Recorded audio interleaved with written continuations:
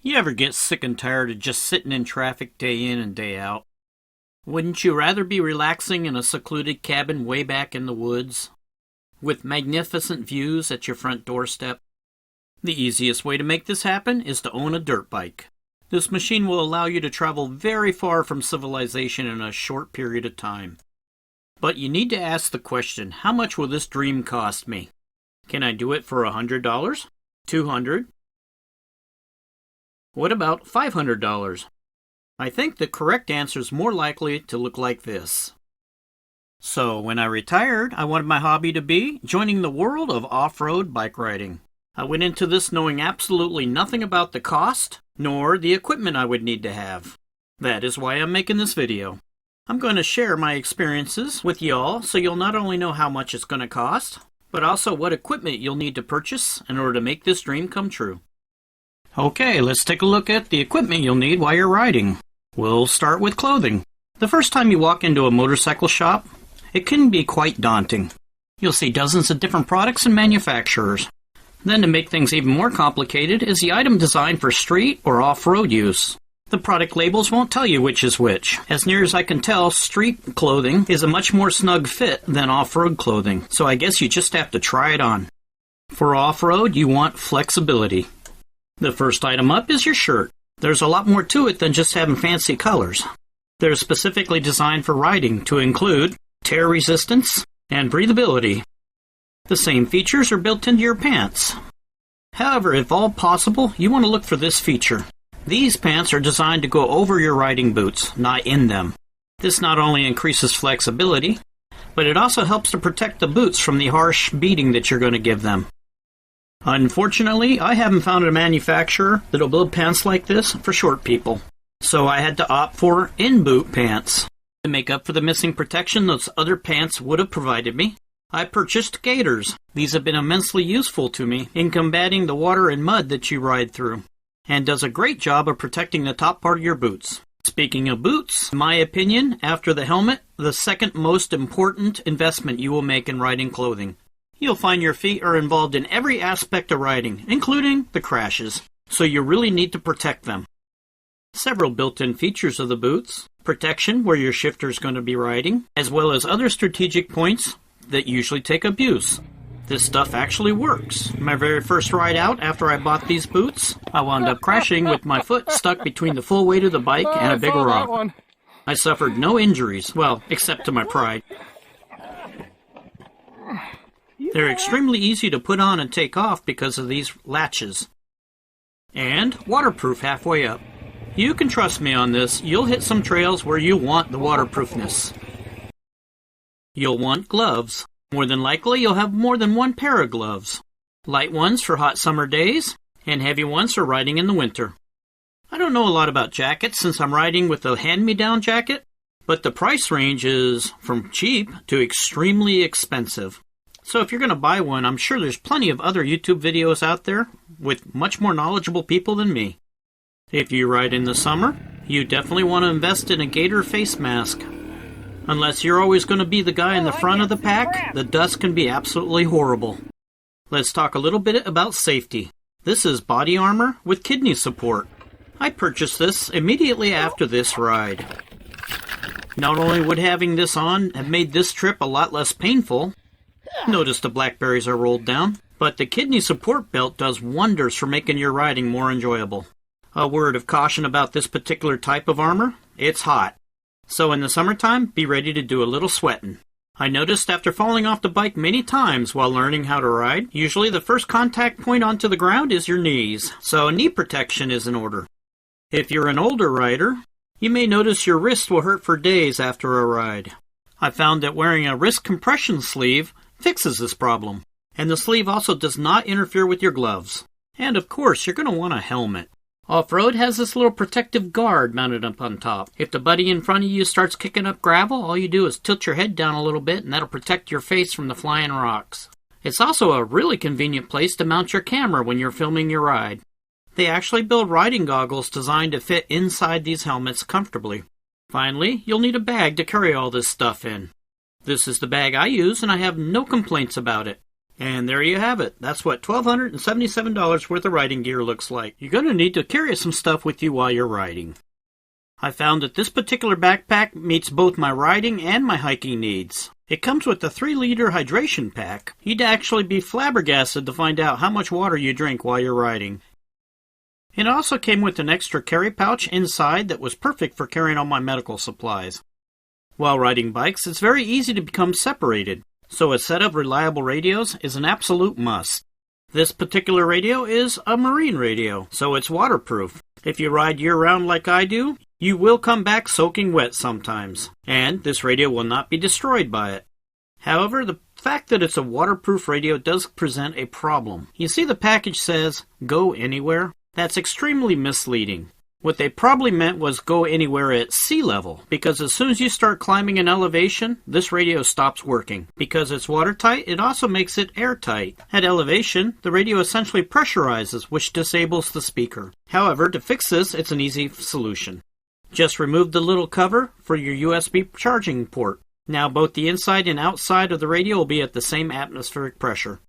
And one other thing you have to know about is this radio is UHF. That stands for ultra high frequency, which is a line of sight communication. The radio waves travel in a straight line, so if there's a mountain between you and your partner, you will not be able to talk to each other. You'll want to carry a folding saw. Remember, you're traveling in the deep backwoods country. Trees can and do fall and block the trail. If it's a small enough tree, you can get out, cut it, and continue on your way. Otherwise, you'd have to turn around. You'll want to definitely carry some toilet paper with you. I don't recommend you take the entire bale, although that would make it a lot softer when you fell off the bike. Just take enough for a couple days in case you get stranded. Some granola bars, both for riding and emergencies. And I carry one of these in case I wind up walking out of the forest without my bike. It's a pretty versatile little survival tool. And finally, you'll need a way to defend yourself. This stuff here is extremely effective against both four-legged and two-legged predators. Just remember, when you strap this onto your backpack and you find yourself making an unplanned dismount off of your bike, kind of like this, the bottle can take a beating. When you see this kind of damage done to your container, just remember, it's a highly pressurized cylinder full of a noxious gas, and it's strapped to your back. So, I'm just saying. Total cost for this backpack setup, $386. If you're going to be riding in the harsh terrain of the backcountry, you're going to eventually fall off your bike, especially if you're new. So it'd be a good idea to have a couple items on hand for emergency medical treatment. Right off the bat, you want something to control pain. Something along the lines of Advil, Tylenol, aspirin, stuff like that. So when you do fall off, the most likely things you're going to hurt will be the stuff that's flopping about. That would be your arms and legs. So, for an arm injury, I carry a first aid triangular bandage to immobilize the arm. For a leg injury, I carry an ace bandage and several rolls of self-adherent cohesive bandage wraps. Using these two items and some sticks that are locally procured, you can make a nice splint. If you should happen to fall off the bike and land on some sharp sticks, you could be dealing with several bleeding puncture wounds. A clotting sponge can be used to stop the bleeding. Logs, sticks. Then use some antiseptic wipes to clean the wound. Then cover the wound with gauze pads and gauze rolls, held in place with your self-adherent tape. And of course, if you're going into the forest, you're going to want to have insect repellent, especially in the Pacific Northwest. Since bees don't really care about insect repellent, carry some of these to treat any bites or stings that you may sustain. And finally, with any major injury that your body sustains, going into shock is always a possibility. The first treatment for that is to keep the person warm. Emergency blankets are outstanding for performing that function. And they're very small and light. This little emergency medical kit cost me $112. Just like you carry a medical kit for yourself, you want to carry a medical kit for your bike. We call it a tool kit. The Climb backpack actually comes with a pretty awesome tool pouch, but I put all my medical supplies in that pouch. So, I bought another pouch. They cost about $20.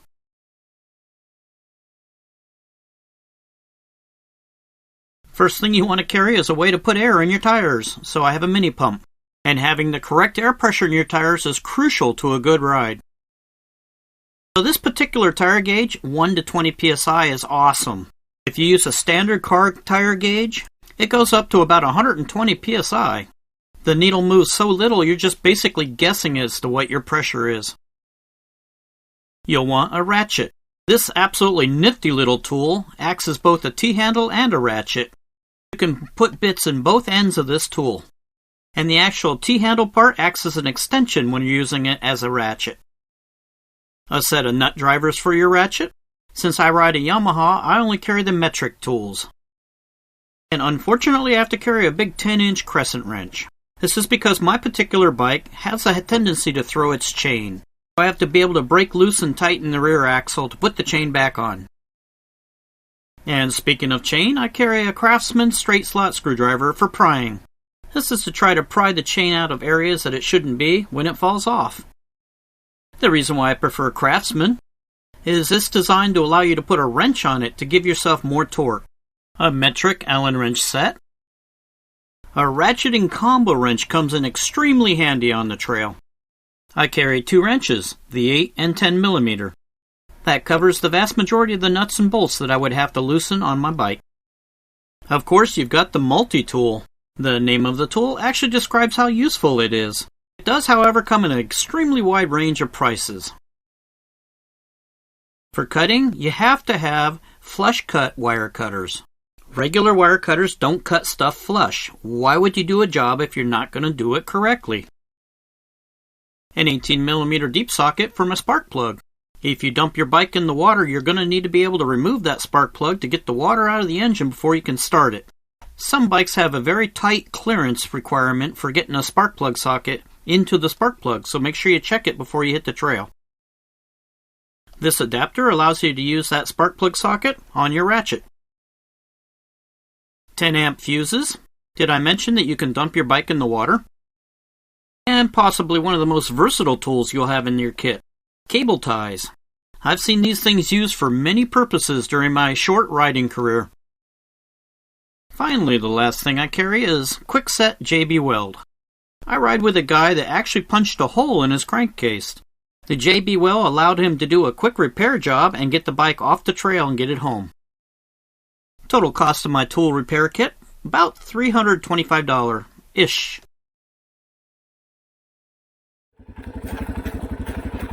You're going to need a way to get your bike to and from the trailhead. I transport my bike in the back of my pickup truck. To accomplish this, I needed to buy a few things. A nice set of lightweight aluminum ramps. The ramp should come with some straps. I can't emphasize how important these little straps are. Install the strap between the ramp and the bumper of the truck. This keeps the ramp from falling off the tailgate as soon as your bike hits it.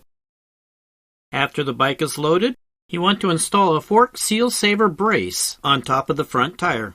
This will help to prevent you fully compressing and damaging your front seals when you put these tie-down straps onto the bike. I love this particular tie-down for several reasons. One, the carabiner that attaches to the truck swivels, so it's easy to prevent the straps from twisting. The loop at the other end of the strap easily goes over the handlebar without scratching it. And finally, you're putting it on by hand strength only, so you're not going to bend anything on your bike. There are no ratchets. Then install this adjustable bike handlebar lock. It serves 2 purposes. 1, it keeps the bike from rolling around by locking the front brake. And 2, if I should happen to leave the bike unattended in the back of the truck, in theory, no one can steal the bike. And finally, I carry a ratchet strap set. This is so I can tie down ancillary equipment like the ramps, or extra fuel, or stuff like that. And forbid, if you should ever find yourself needing to be towed out of the mountain, like I was, this strap here works perfectly for towing another bike. All this stuff will cost you $320. In between rides, I had to buy some tools to maintain the bike. A stand to lift the bike up off the ground. A chain brush to clean the chain in between each ride.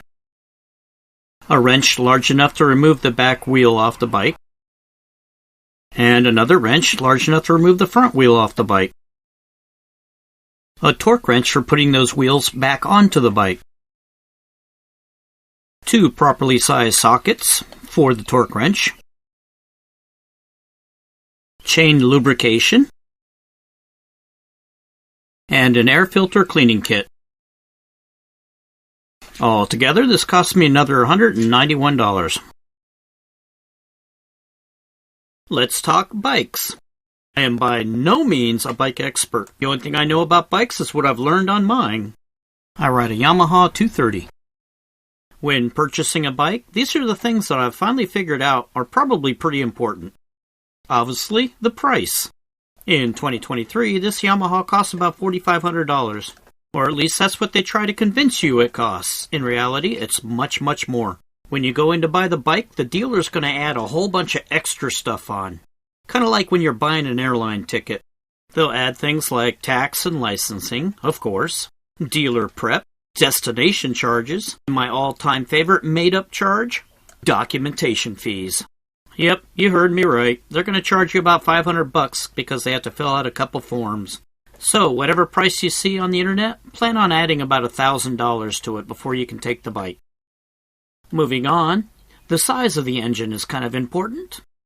I don't weigh a whole bunch, so 230 cc's is plenty of horsepower to get me down the trail. I think my bike probably runs around 17 or 18 horse. If you're a larger person, you'll definitely probably need more horsepower than that, or more cc's. Also, it says it's air-cooled, which means it doesn't have a radiator and considerably less stuff that can break. And this one's pretty important, the weight of the bike. While riding off-road, there's going to be many times when you're going to have to deal with this weight, whether it be picking the bike up when you fall over, trying to manhandle the bike over logs, turning around on tight trails, or just riding the bike takes a lot of effort to make it go in the places that you want it to go. The heavier the bike, the harder all of this will be.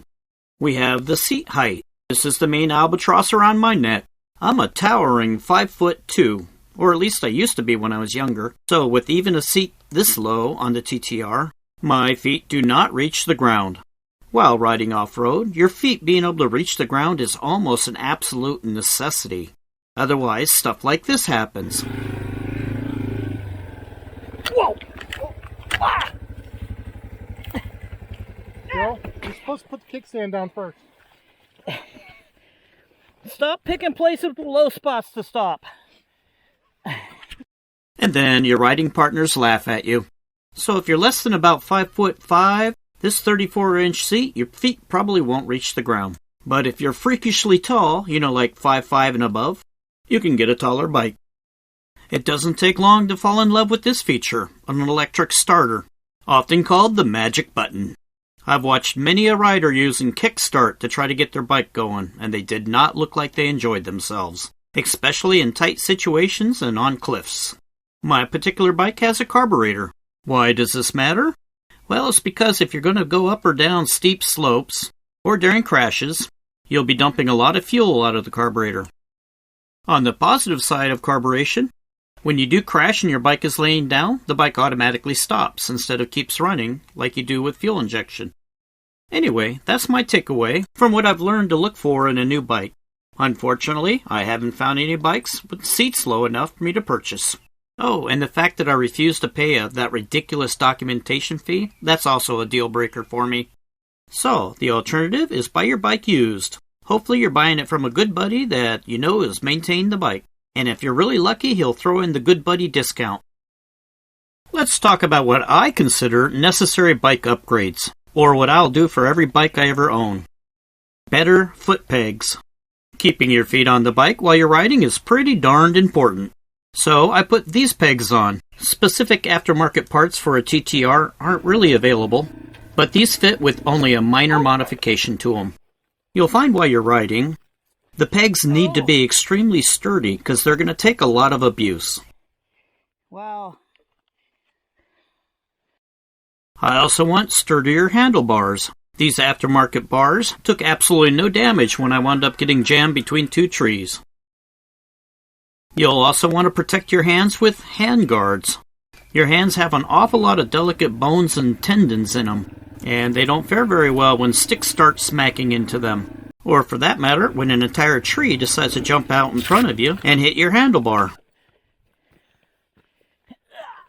Instead of crushed fingers, this is all that happened. In the last 2 years, this is the only thing that's ever broken one of my handguards. They're gosh darn sturdy. Finally, a handlebar bag. An extremely convenient place to store your phone that you need to pull out on a regular basis to review your map and figure out where you're at. Sure beats taking off your backpack every time you need to access it. While riding, you actually have a cost just to do the riding. The first thing is just getting to the trailhead. I transport my bike in the back of my 2008 Tacoma. The truck averages about 19 miles to the gallon on the freeway. It's a minimum drive of about 60 miles to get to the nearest trail. Year-round, I ride a minimum of 2 times per month. Yes, I even ride in the winter. That's an advantage to riding in western Washington. We get lots of rain during the winter, but it doesn't very often get below freezing. And if I'm lucky, I get more than 2 rides. The current average price for gasoline in this area is about $4.50 a gallon. We now have enough information to do some quick math. I'm looking at about $680 a year in fuel just to get to the trailhead. Every year, we got to spend about $40 in registration, buy 2 different passes so I can actually park at the trailhead. Since the bike is carbureted, I buy premium ethanol-free gas. That turns out to be about $108 a year. So we finally add up all the extra expenses. Every year I ride, I'll have to spend $888. Well, if you're just starting out in riding, I hope that this video was pretty comprehensive in helping you figure out what you're getting into. I wish you the best of luck, and I know you're going to have fun. Well, thanks for watching.